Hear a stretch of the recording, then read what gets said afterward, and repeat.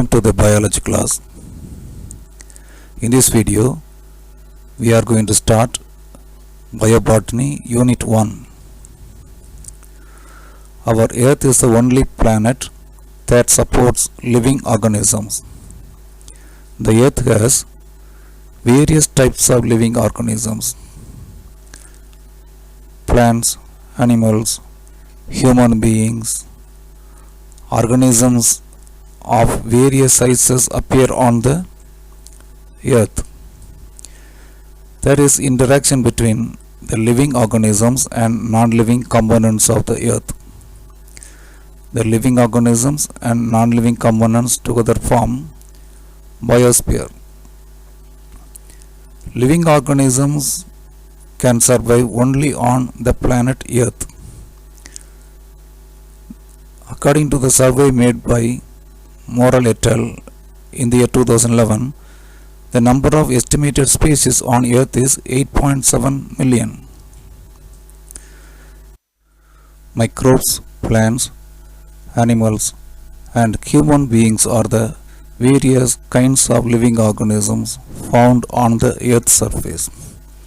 These living organisms have special characters which are not found on non-living objects. Some characters differentiate living organisms from non-living objects. In this video, we are going to learn such characters.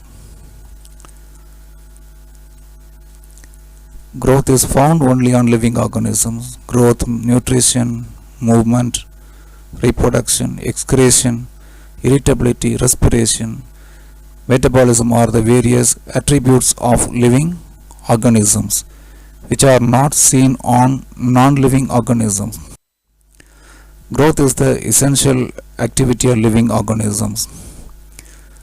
Living organisms increase in the number of cells due to cell division that leads to growth. Growth is the intrinsic property of all living organisms.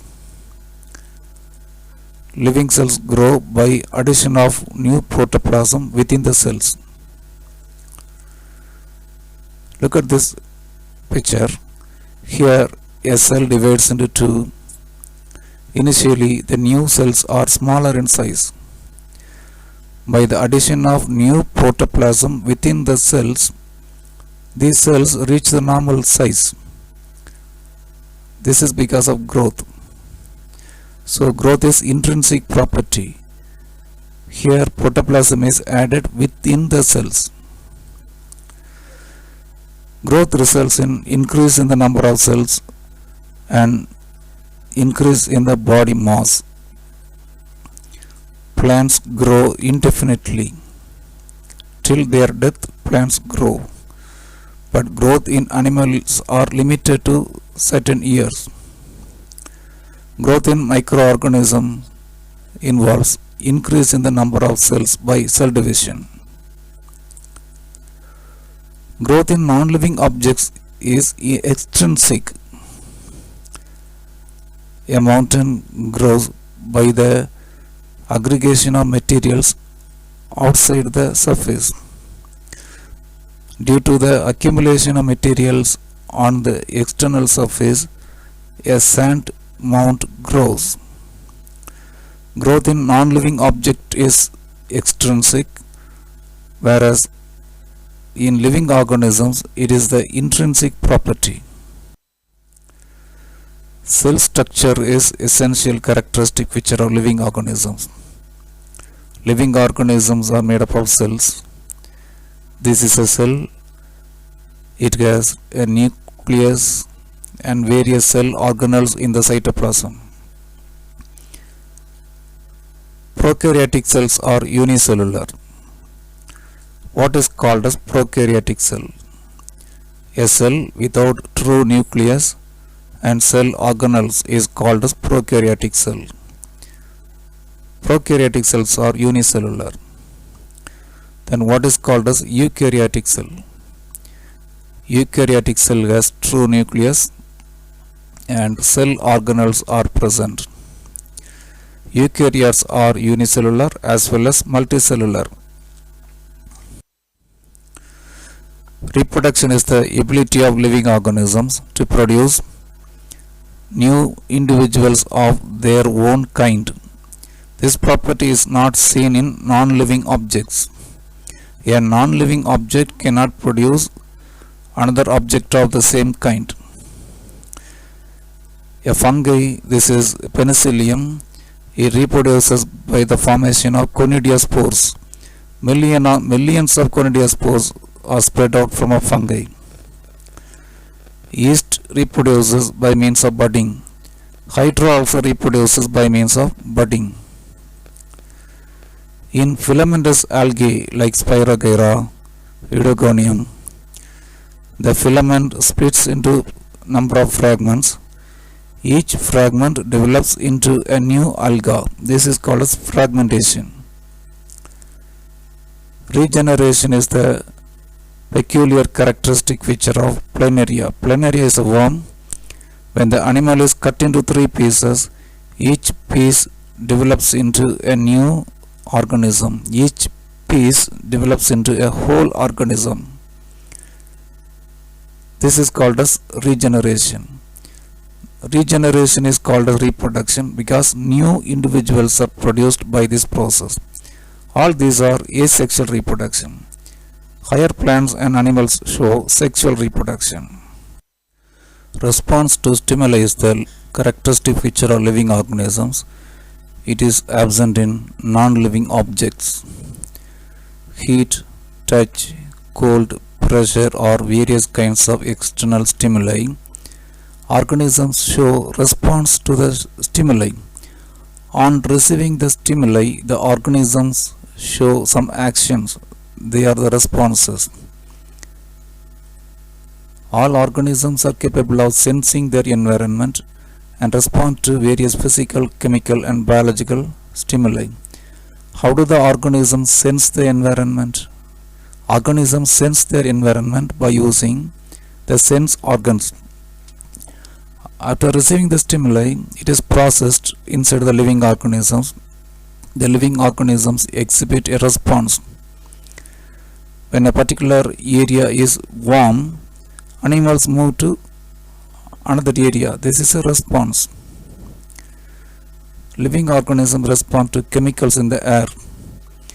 When we smell a smoke in the air, we will cover the nose and also we will move away from the place. We will show response to cold, heat, pain, sound also. Animals sense their surroundings by sense organs. This is called consciousness. Consciousness is an essential feature of human beings. It cannot be seen on most of other animals. When we touch the touch-me-not plant, the leaves show folding movement. The sunflower turns towards the direction of sun. These are called as irritability. Response to stimuli in plants is called as irritability. Human beings sense the surrounding by sense organs. This is called consciousness. When a person is unconscious, he is maintained in hospitals with the permissions. Homeostasis. Homeostasis means same and steady. Living organisms have the capacity to maintain a stable internal condition. Maintaining stable steady state inside the body is called as homeostasis. Our body maintains temperature regulation. When the temperature is very low, sweating is stopped. When we stand under sun, we will experience sweat. When we work more, we will experience sweat. This is to eliminate heat. In this way, the temperature is regulated. Blood glucose is regulated by the body. Blood pressure, calcium, potassium and water level are maintained. This is called as homeostasis. Survival is possible only because of homeostasis. Our body has thousands of chemicals. Some chemicals are micromolecules, some are macromolecules. Our body has thousands of chemical reactions. Thousands of chemical reactions occur inside the body simultaneously. Some reactions break macromolecules into smaller, so one type of molecules are converted into another type. These chemical reactions are called as metabolism. The sum of all the chemical reactions taking place in a cell of living organism is called metabolism. Metabolism may be a constructive process or breakdown process. Here there are some macromolecules. There are macromolecules. When they are broken down, micromolecules will be produced. This type of chemical reactions are called as catabolism. It is a kind of metabolism. When smaller molecules combine, a macromolecule will be formed. That is called as anabolism. When glucose is broken down, energy is obtained. That is catabolism. When amino acids combine, a macromolecule protein is formed. That is anabolism. Catabolism and anabolism are the two aspects of metabolism. Anabolism is building up process. Catabolism is breaking down process. In anabolism, smaller molecules combine together to form larger molecule. In catabolism, larger molecules break into smaller units. Chemical energy is formed and stored in anabolism. In catabolism, stored chemical energy is released and used. When glucose is broken down, the stored energy is released. Anabolism, the example is synthesis of proteins from amino acids. When amino acids are linked together, a chain is formed, that is protein. So protein formation is a example of anabolism. Anabolism is a building up process. Breaking down of glucose into carbon dioxide and water produces energy. This breaking down process is called as catabolism. Apart from these aspects, movement, nutrition, respiration and excretion are also considered as property of living things. In the next video, we will discuss about viruses.